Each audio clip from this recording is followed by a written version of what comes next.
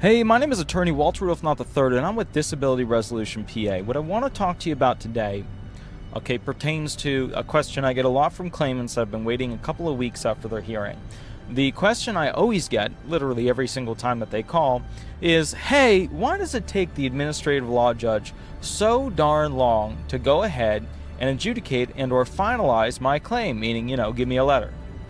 And the simple reason is this, okay? They have to go through, or rather the writer does, the entire record after the hearing. And the writer has to write up a decision as to whether or not the writer, finds you disabled or not disabled. Now, of course, the judge communicates, their finding or which way they want to lean and things like that. But then it's the writer's job to go into the record and find, the reasoning in written form to place into it. Okay.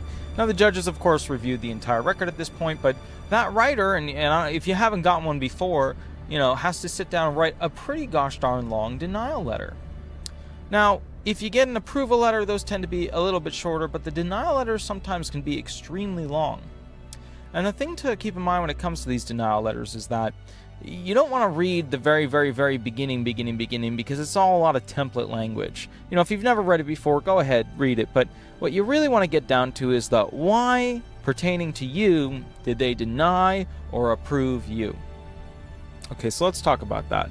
Why pertaining to you did they approve or deny you? At the very back section of it, they're basically going to go ahead and talk about how you meet the 5-step sequential process. Okay, they actually do a few more steps in their analysis, but the 5-step sequential process. Okay, and what they're doing is they're looking to see whether or not you first meet the insured status if you're claiming T2, Title II, SSDI claim. And then thereafter, they're basically going, does the person meet equal SGA? Has the person met SGA through any of the months, therefore making them ineligible for those months to receive back pay? Have they essentially had a disability that's lasted 12 months, will last 12 months, or be terminal?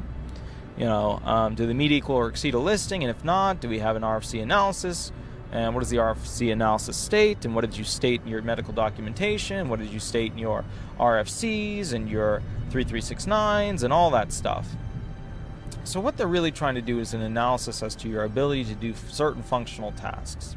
Okay? And what you got to remember here is that at the end of the day, they're going to go through these consistent elements. And if you're waiting a long time, it doesn't necessarily mean that they're going to approve you. If you're waiting a long time, it doesn't necessarily mean that they're going to deny you. What it does mean is that they either have a lot of people there that are waiting to have their brief written, or, yours is, was begun, but it wasn't finished. And you've also got the thing of, hey, look, sometimes the, writing needs to go back and forth a few times because they're waiting for additional medical documentation from a secondary source. So think about that. Let's say you go to your hearing and there's a medical document that's missing and they need to send out for it. Well, guess what?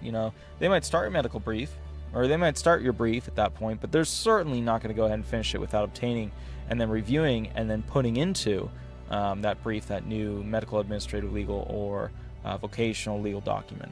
Okay? So that's why it takes a long time, because they have to write up a big brief. And the brief has to have a lot of details to it. It's got to show all the elements and how they're met. And it's important to remember that, if you get a really, really quick response, that could be a bad thing too. And if you're sitting there weighing the envelope, it could be good, could be bad. The important thing to remember is that after the hearing, your attorney has a few opportunities to do a couple of things. And you need to go and ask your attorney what, could be done beyond that. My name is Attorney Walter Rudolph Hnot III. I'm with Disability Resolution PA. Remember, by the time you watch this video, the information may in fact be old hat. And please remember that, okay? If you have a unique question for your unique claim, give me a call. I'll walk you through it. All right? Thanks so much. Bye-bye.